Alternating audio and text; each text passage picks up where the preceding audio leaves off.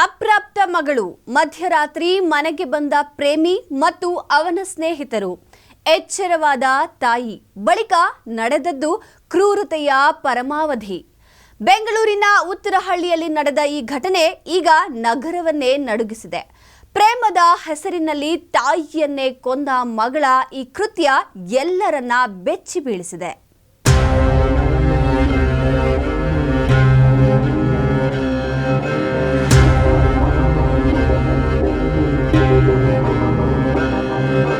ಪ್ರೇಮದ ಹೆಸರಿನಲ್ಲಿ ತಾಯಿಯನ್ನೇ ಕೊಂದ ಮಗಳು. ಇವಳು ಅಂತಿಂತ ಹೆಣ್ಣಲ್ಲ, ಇವಳು ಹೈನಾಯಿತಿ ಹೆಣ್ಣು. ಈಕೆ ಹೆಸರು ನೇತ್ರಾವತಿ. ಬೆಂಗಳೂರಿನ ಸುಬ್ರಹ್ಮಣ್ಯ ಸರ್ಕಲ್ ಮಾರಮ್ಮನ ದೇವಸ್ಥಾನ ಹತ್ತಿರ ಈಕೆ ಒಂದು ಬಾಡಿಗೆ ಮನೆಯಲ್ಲಿ ವಾಸವಾಗಿದ್ಲು.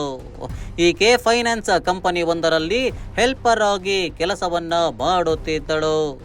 ಮದುವೆಯಾಗಿ ಕೆಲವು ವರ್ಷಗಳ ಹಿಂದೆ ಗಂಡನನ್ನ ಕೈ ಬಿಟ್ಟಿದ್ಲು. ಈಕೆಯ ಗಂಡ ತೀರಿಕೊಂಡನೋ ಏನೋ ಗೊತ್ತಿಲ್ಲ. ತನ್ನ ಮಗಳ ಜೊತೆಗೆ ಬೇರೆ ಮನೆಯೊಂದನ್ನು ಮಾಡಿಕೊಂಡು ತನ್ನ ಜೀವನವನ್ನ ಸಾಗಿಸುತ್ತಿದ್ದಳು.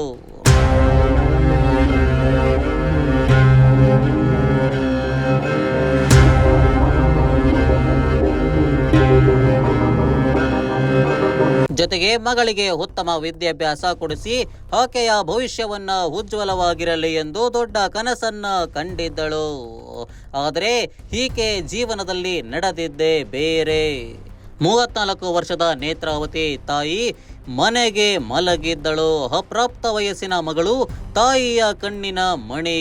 ಆದರೆ ಆ ಮಗಳು ಕೆಲವು ತಿಂಗಳಿಂದ ಒಬ್ಬ ಯುವಕನೊಂದಿಗೆ ಪ್ರೀತಿಯಲ್ಲಿ ತೊಡಗಿದ್ದಳು. ಆ ರಾತ್ರಿ ಆ ಯುವಕ ಮತ್ತು ಆತನ 3 ಸ್ನೇಹಿತರೊಂದಿಗೆ ಮನೆಗೆ ಕರೆದುಕೊಂಡು ಬಂದಳು. ಎಲ್ಲರೂ ಅಪ್ರಾಪ್ತರು.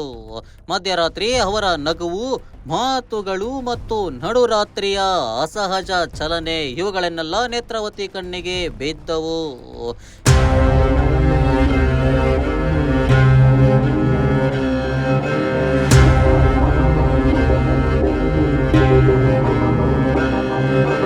ಎಚ್ಚರವಾಗಿ ನೋಡಿದ ತಾಯಿ ಮಗಳ ವರ್ತನೆಯನ್ನ ನೋಡಿ ಬೆಚ್ಚಿ ಬಿದ್ದಳು. ಇದು ಯಾವ ರೀತಿಯ ವರ್ತನೆ? ನೀನು ಇಂಥ ವಯಸ್ಸಿನಲ್ಲಿ ಪ್ರೇಮ ಆಟ ಆಡುತ್ತಿದ್ದೀಯಾ ಎಂದು ತರಾಟೆಗೆ ತೆಗೆದುಕೊಂಡಳು. ಆ ಮಾತುಗಳು ಯುವ ಹೃದಯಕ್ಕೆ ನೋವು ತಂದವು. ಆದರೆ ಆ ನೋವು ಕ್ಷಣಕೋಪವಾಗಿ ಮಾರ್ಪಟ್ಟಿತ್ತು. ಮಗಳು, ಪ್ರೇಮಿ ಮತ್ತು ಆತನ ಸ್ನೇಹಿತರು ಸೇರಿ ನೇತ್ರಾವತಿಯ ಬಾಯಿಯನ್ನು ಮುಚ್ಚಿದರು. ಒಬ್ಬರು ಟವಲ ತೆಗೆದುಕೊಂಡು ಆಕೆಯ ಕುತ್ತಿಗೆಗೆ ಬಿಗಿದರು. ಹೋರಾಟ ಕೇವಲ ಕೆಲವು ಕ್ಷಣಗಳು. ಆದರೆ ಆ ಕ್ಷಣದಲ್ಲಿ ಒಂದು ಜೀವ ನಶಿಸಿತು. ನೇತ್ರಾವತಿ ಉಸಿರುಗಟ್ಟಿದ ನಂತರ ಅವರು ಆತ್ಮಹತ್ಯೆ ಎಂದು ತೋರಿಸಲು ಯೋಚಿಸಿದರು. ಮನೆಯ ಸೀರೆ ತೆಗೆದು ಶವವನ್ನು ಫ್ಯಾನಿಗೆ ನೇತು ಹಾಕಿದರು.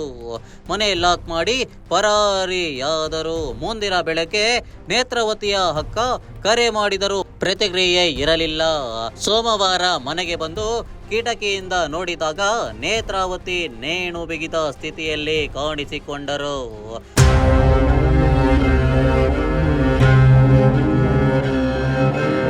ಪೊಲೀಸರು ಮೊದಲು ಅಸಹಜ ಸಾವು ಎಂದು ದಾಖಲಿಸಿದ್ದರು.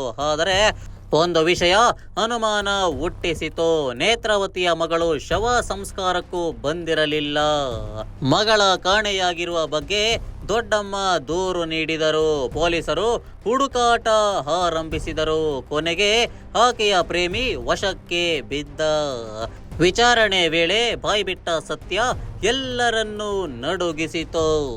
ಮಗಳು ತನ್ನ ಪ್ರೇಮಿ ಮತ್ತು 3 ಸ್ನೇಹಿತರು ಸೇರಿ ತಾಯಿಯನ್ನೇ ಕೊಂದು ಅದನ್ನು ಆತ್ಮಹತ್ಯೆಯಂತೆ ಬಿಂಬಿಸಿದ್ದರು. ನಂಬಲಾರದಂತಹ ನಾಟಕ, ಆದರೆ ಸತ್ಯವೇ ಅದಾಗಿತ್ತು. ಪೊಲೀಸ್ ತನಿಖೆಯಲ್ಲಿ ಸ್ಫೋಟಕ ತಿರುವು ಸಿಕ್ಕಿತು. ನೈಋತ್ಯ ವಿಭಾಗದ ಡಿಸಿಪಿ ಅನಿತಾ ಬಿ ಅಡಣ್ಣನವರು ಹೇಳಿದರು, ಮಗಳು ತಾಯಿಯ ಮೇಲೆ ಕೋಪಗೊಂಡು ಪ್ರೇಮಿಯ ಜೊತೆ ಸೇರಿ ಕೊಲೆ ಮಾಡಿದ್ದಾಳೆ. ಎಲ್ಲ ಆರೋಪಿಗಳು ಅಪ್ರಾಪ್ತರು. ಕಾನೂನಿನ ಪ್ರಕಾರ ಅವರಿಗೆ ತಕ್ಕ ಕ್ರಮ ಕೈಗೊಳ್ಳಲಾಗುತ್ತದೆ.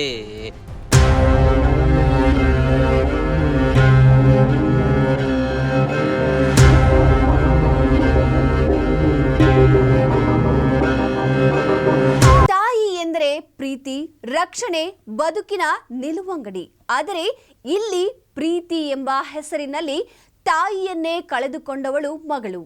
ಅಪ್ರಾಪ್ತ ವಯಸ್ಸಿನ ಪ್ರೇಮ, ಕೋಪ ಮತ್ತು ತಪ್ಪಾದ ದಾರಿಯ ಪರಿಣಾಮ ಒಂದು ಜೀವ, ಒಂದು ಕುಟುಂಬ ಮತ್ತು ಒಂದು ಭವಿಷ್ಯವನ್ನೇ ನಾಶ ಮಾಡಿದೆ.